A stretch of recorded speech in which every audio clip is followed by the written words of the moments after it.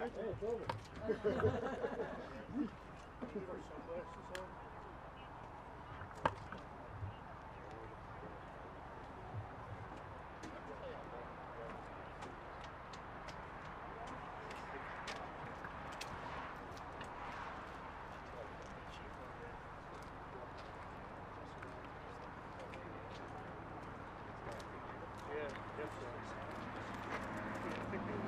Good morning, everyone. My name is Greg McLaughlin. I'm the Chief State Fire Warden with the New Jersey Forest Fire Service. We're part of the New Jersey Department of Environmental Protection. This fire here is the Kanouse fire. It's currently consumed 250 acres and is 30% contained. We have approximately 35 firefighters working on the fire. We've brought in resources from our other divisions in the south. We've also brought in an air tanker, a single engine air tanker, which can drop 800 gallons of water at one time to put out hot spots on the fire. We're working from Route 23 on the south, Echo Lake Road on the east. We're constructing hand line with crews and dozers on the west side of the fire to contain it there. And we're using Echo Lake as a containment area on the north side of the fire. We have no structures threatened. We have no evacuations. We do have some road closures still in place. Lieutenant Perillo from West Milford Police is going to speak about that. Assistant Commissioner Cecil is going to speak about some of the fire conditions, fire behavior. I want to take a minute just to update everyone on the fire that we had Tuesday and Wednesday in Manchester Township. The Jimmy's Waterhole fire is now 100% contained. That fire burned 3,859 acres. There were 170 evacuations. All residents have been restored to their homes safely. Here today, our plan is to continue to burn out fuel, vegetation that's in front of this fire so that this fire will slowly diminish, and to continue to put water on it to cool off the hot spots that are burning and flaring up as the fire burns through what we're calling our containment area. I'd like to turn it over to Assistant Commissioner Cecil at this time. Thank you, Chief. Good morning, John Cecil, Assistant Commissioner for State Parks, Forests, and Historic Sites with the New Jersey Department of Environmental Protection. I'd like to start by thanking our dedicated Forest Fire Service employees, more than 10 responding agencies, the Office of Emergency Management, State Police, Department of Transportation, West Milford Township, and the residents and the public for your patience as we work this incident. Many of you have been following fires throughout the state of New Jersey over the last several days, if not the last week. They've really been all over, but we've been concentrated in some regards down south. I just want to talk a little bit about the differences in fire response and fire behavior between the different forest types that we're working in. In the southern part of the state where we were yesterday in the Pinelands, we have very volatile fuels. We have a flat landscape, and so it allows for us to respond in different ways. We can get vehicles in a little more easily, use a lot more heavy equipment. Here, when we get into the highlands in the northern part of the state, obviously a very different terrain, different forest type. We're an oak hickory forest type. We've got very steep conditions. So we've got to work by hand in many instances. We can use some equipment, but it's certainly a lot more challenging. So that's why you're seeing airplanes dropping water, helicopters dropping water, but we also have forest fire staff on the mountainside, digging hand lines, working that fire up close and personal in many regards. Fire behavior. So we are seeing extreme fire behavior here. We saw extreme fire behavior in the south. There we saw, in the southern part of the state, we saw the fire climbing up through the trees into the canopy. That's not the condition here. But we do have a hot fire on the ground with good fire lengths, but it's relative to the forest type that we're in and the landscape conditions that we are working in. So just want everybody to be aware that extreme fire is extreme fire, but it performs differently in the southern pine forests as compared to here in the oak hickory forests of the north. I think with that, I will turn it over to Assistant Division Forest Fire Warden, Mr. Eric Weber. Hi, good morning, everyone. I'm Assistant Division Forest Fire Warden for the New Jersey Forest Fire Service Division A, which is our northern region. I'll just provide some updates on the fire. Like the chief said, the fire is currently approximately 250 acres. It's 30% contained. Most of our containment is on the east side and the south side here behind us. Currently, that fire crews are working on the west side, which is Division Alpha, and they're reinforcing existing roads and trails and working with a dozer to establish fire line and conduct a burnout operation between the fire and the trail that they're establishing.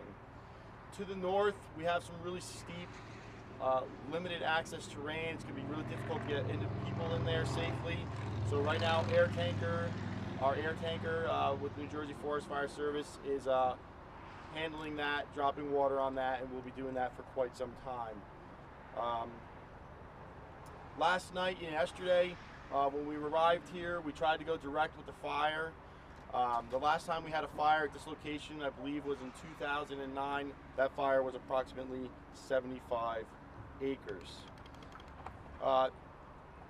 Direct tactics were not achievable due to shifting winds and dry fuel conditions, so we had to pull fire crews out, go indirect, and conduct a burnout operation last night, primarily off down Echo Lake Road and the east side of the fire. With the winds, the direction of the wind, that's where the primary concerns were last night. We got that secured overnight, so where we're working today is still a concern, but shouldn't be as much of a concern for the residents on that side of the fire. The cause of the fire is currently under investigation. As of right now, we still have no injuries reported at this fire that we're aware of. We're cooperating with more than a dozen other state, county, and local resources at this fire. And then this is the largest fire in Division A, the northern region of New Jersey, since 2010. That fire, the Rockface fire out in the Water Gap, was 103 acres. Before that, the next largest fire was the Sunfish Pond fire in 2010, which was approximately 250 acres. With that, I'll turn it over to Lieutenant Perello from the West Milford Police Department. Hi, I'm Lieutenant Anthony Perello, West Milford Police Department. At approximately 3 p.m. yesterday, we shut down Route 23 North at Echo Lake Road for fire crew safety, also for smoke hazard with the winds. We also closed down Echo Lake Road, which still remains closed at this point, so that fire crews can safely work that side of the fire, and that will remain closed as of now. Okay, at this time we can take questions, and if we could go from my right to left to keep it orderly, it would be appreciated. Go ahead, ma'am. So when you say that the conditions are difficult, you know, that the terrain is difficult, you know, what do you, just explain again what you do in those conditions? So the terrain is rocky, the terrain is steep, there's some risk and hazard from falling trees, rolling logs, burning debris.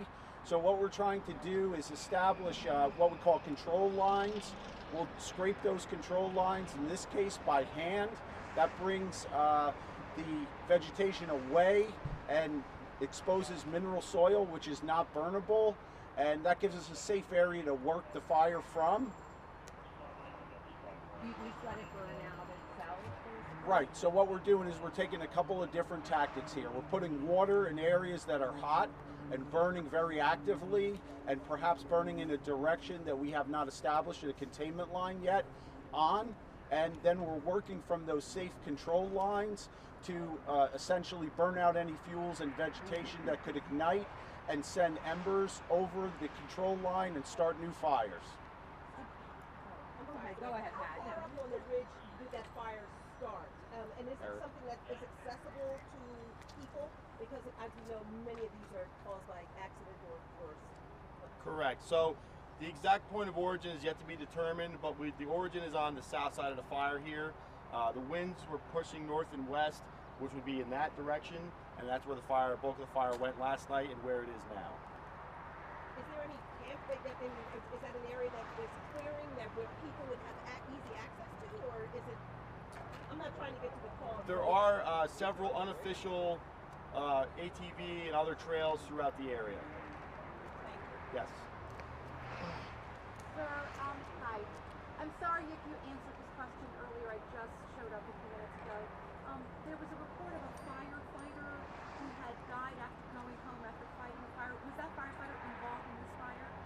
Yes, that was a tragedy that we want to acknowledge. These things unfortunately happen. This is very stressful work. It's very tiring. We've had some warm weather. We've had some long days. We're responding to fires throughout the entire state. And yesterday, one of the firefighters that worked with a volunteer fire company that was supporting the Forest Fire Service on a small 5-acre fire in Sussex suffered a cardiac arrest last night and passed away. Was he involved in this fire? Not in this fire, a different fire. What fire was he involved in? Eric? That was the fire in Wantage Township. I believe is the Mount Salem Road fire. So it's not involved with It's this? not. It has nothing to do with this fire here. But can we talk about how stressful it is for the firefighters? You were down in Manchester yesterday. I'm sure some of those people may be migrating up here now. How difficult is it day after day after day doing this? Yeah, it's very fatiguing, and you start to see that fatigue set in when you're going day after day and through the night as well. Especially when the conditions are warm, we have to be careful to make sure our firefighters are being rehabbed, and we're working on a 8 to 10 hour work-rest ratio. So we're moving crews around that are less active from other areas to bring them to places where fires are active, so we can give those crews rest. So we did bring in 10 firefighters from the southern part of the state to support the folks here, and likewise firefighters from here will go to the southern part of the state. We're also relying on our volunteer fire companies to give us support as well, our local police, EMS. Without those folks, our partners locally from the county and the municipalities, we really wouldn't be able to do what we're doing.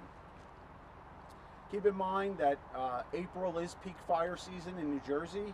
In part, this is because the deciduous vegetation still is in leaf off, and the sun is shining longer days, warmer days. The fuel, vegetation, leaves, pine needles on the forest floor, they dry out quickly. There's a lot of air movement, and once a fire gets started, that fire is susceptible to spreading very quickly. Our goal is to suppress those fires quickly, respond quickly.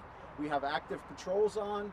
We have extra aircraft on call so we can get to these fires quickly. All of our towers are staffed, but in some instances, like this instance, where it's difficult terrain with difficult access, we have to take different tactics, and that's the tactics we talk about with indirect attack, where we'll look for strongholds and control lines and contingencies and safe areas to work from. So we're trying to preserve and protect our firefighters by not having to force them to fight the fire and fight the mountainous terrain and the conditions additionally.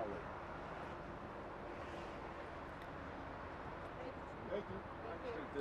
One more question. We got one here, just one There's a second. horse stable over on Echo Lake. I understand there's a big effort among people in the community to get those horses out of there. The fire never reached across the road, but I also heard from the owner that the team that was there to keep embers off his stable, they succeeded. They did a good job. Could you tell us about that at all? Eric? Yes.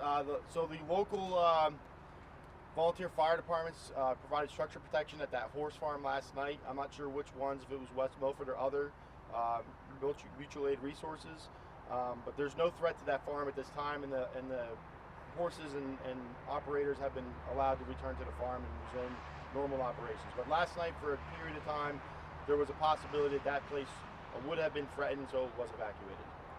Greg, are there any worries about today's conditions? The way the last few days the weather has been perfect for this. Is there any concern that, you know, this could get bigger or anything else?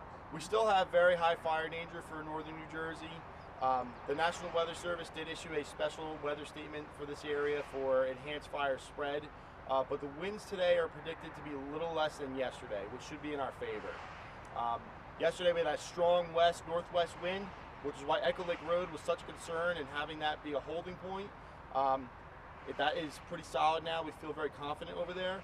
So now the wind is kind of in our favor working this fire.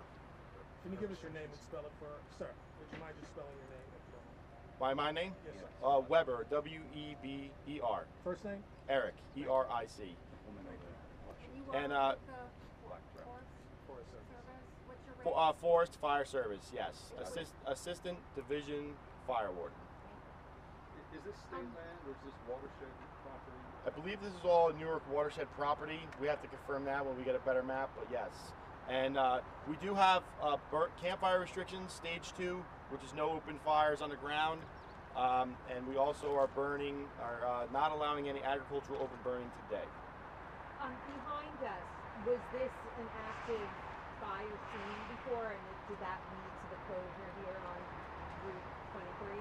Yes, so Route 23 was closed yesterday for smoke impact, firefighter safety, and for a time the fire was very visible from the roadway, so it would have been unsafe for motorists to be coming by. So the road was closed until the fire was kind of tied in last night, and then it was reopened. Because when we see some parts smoldering here, there was actually active fire. Yes, oh yes, everything behind me that you can see, pretty much from our lines up here all the way to Echo Lake Road is involved in the fire area. Are you guys going to do another update today by any chance? Jimmy? You smaller group? I don't know, you guys. Yeah, we'll let you know what we're going to do this afternoon after lunchtime.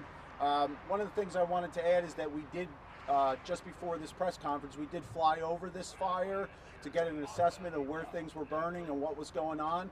And right now we do have high confidence that the work that we're doing to put containment lines around the fire and to suppress some of the hot spots is working well. So hopefully by later today we can increase our containment. That's our plan. And we'll look forward to giving you an update this afternoon after lunch sometime. Thank you. Thank Thank you. you. Thank you. We'll take another flight after lunch and then we'll see what we got.